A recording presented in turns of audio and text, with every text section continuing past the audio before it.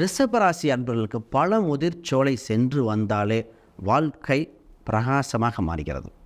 இவங்களை அழைக்குதுன்னே சொல்லலாம். அந்த அம்சத்தில் இவங்களுக்கு பார்த்திங்கன்னா அஷ்டலக்ஷ்மி கோயிலுக்கு சென்று வந்தால் ஐஸ்வர்யம் குட்டிக்கிறது. இந்த ராசிக்கு சென்னை திருவான்மையூர் பக்கத்தான் இருக்குது. அஷ்டலக்ஷ்மி கோயிலுக்கு ஒரு முறை போயிட்டு வாங்க. இல்லைன்னா குபேரன் சம்மந்தப்பட்ட கோயிலுங்க, இங்கே போயிட்டு நல்லாயிருக்கும். இவங்களுக்கு எளிமையாக வெள்ளி தட்டிலையோ வெள்ளி டம்ளர்லேயே சாப்பிட்டா வாழ்க்கை மாறிடுது.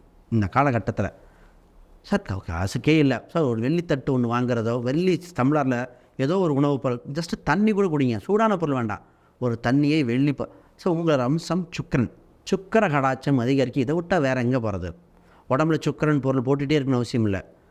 வீட்டில் வச்சு அது நான் என்ன சொல்வேன், இறைவனுக்கு முன்னாடி ஒரு நெய்வேத்தியம் வெள்ளி டம்ளரில் ஒரு பொருளை படைத்து தினமும் உங்களுக்கு வேண்டிய விஷயத்தை வழங்கி அந்த இதை நீங்களே உணவாக அறிஞ்சு பாருங்கள்.